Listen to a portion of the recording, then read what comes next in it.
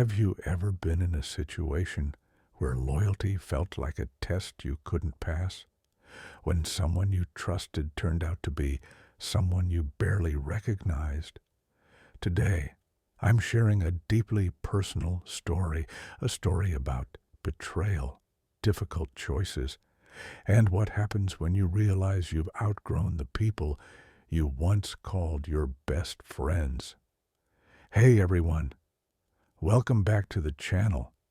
If you're new here, this is where we get real about the things no one talks about. Life, friendships, struggles, and everything in between. And today's topic, it's a tough one. I'm going to take you back almost a year to when my world shifted. I ended a 15-year friendship with people who felt like family. It wasn't an easy decision. It hurt more than I thought possible. But looking back, it was one of the most important choices I've ever made.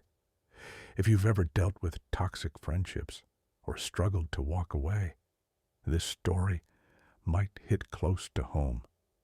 And trust me, there's a lot to unpack. So grab a cup of tea, get comfortable, and let's dive in. Let me start by painting the picture. For over 15 years, I was part of a friend group that felt like family. We were inseparable. Birthdays, weddings, late-night calls. They were my people.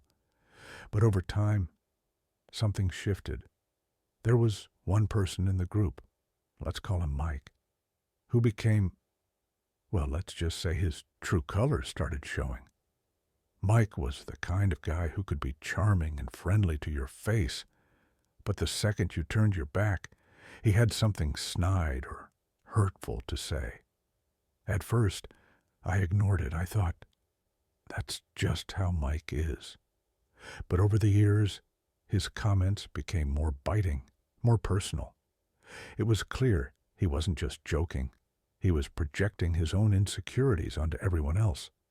And honestly, it made the entire group feel toxic. What confused me the most about Mike was how he could tear someone apart behind their back and then act like their best friend the next day. It was exhausting. And to be fair, I wasn't perfect either. I participated in the gossip, the toxic jokes, everything. But deep down, I knew it wasn't who I wanted to be. The breaking point came one night at a casual get-together. I overheard Mike saying something unforgivable about a close friend. Let's call her Sarah. He made fun of her child. Yes, her child.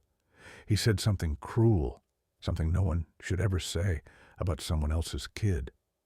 I froze. I couldn't believe what I was hearing. This wasn't just harmless teasing. This was hurtful, mean-spirited, and completely uncalled for. And here's the thing. Sarah and Mike were supposed to be close friends. It hit me that if he could say something so vile about her, what was he saying about the rest of us behind our backs? What was he saying about me? What would you do in that situation? Would you tell Sarah what he said? Or would you keep quiet to avoid the drama? Let me know in the comments. Because trust me, I wrestled with this for weeks. For weeks, I debated what to do. I didn't want to cause drama, but I also couldn't shake the guilt. I kept asking myself, if someone said something like that about me, wouldn't I want to know? Eventually, I decided to tell her. I pulled Sarah aside, told her what I overheard, and made it clear that I couldn't stay silent about something so hurtful. She was shocked. Hurt, of course, but grateful, I told her. But that decision, it came with a price. The group turned on me. Suddenly, I was the bad guy. They accused me of being dramatic, of starting unnecessary conflict. Mike, of course, denied everything and played the victim. The others, they were dismissive, passive-aggressive, and refused to hold him accountable. It became unbearable. Every interaction felt like walking on eggshells. The energy was toxic, and I realized something I'd been avoiding for years. These weren't my people anymore, so I made the hardest decision of my life. I left the group. Walking away from a 15-year friendship wasn't just painful, it was devastating. These were the people I grew up with.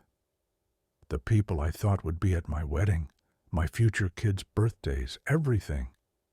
But over time, I realized something important. Longevity doesn't equal loyalty. Just because someone's been in your life for years doesn't mean they deserve to stay. Leaving was the right choice, but that doesn't mean it was easy.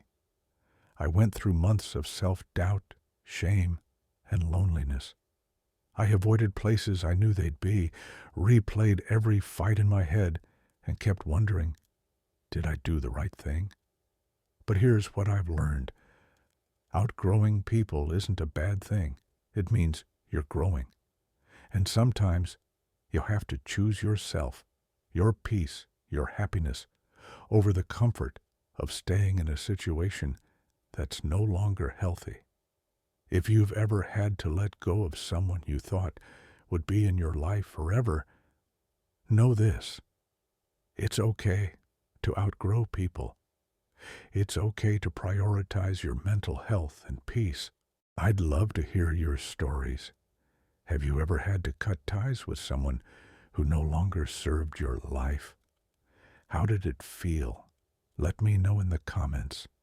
And if this story resonated with you, don't forget to give this video a thumbs up, subscribe to the channel, and hit that notification bell so you don't miss our next chat.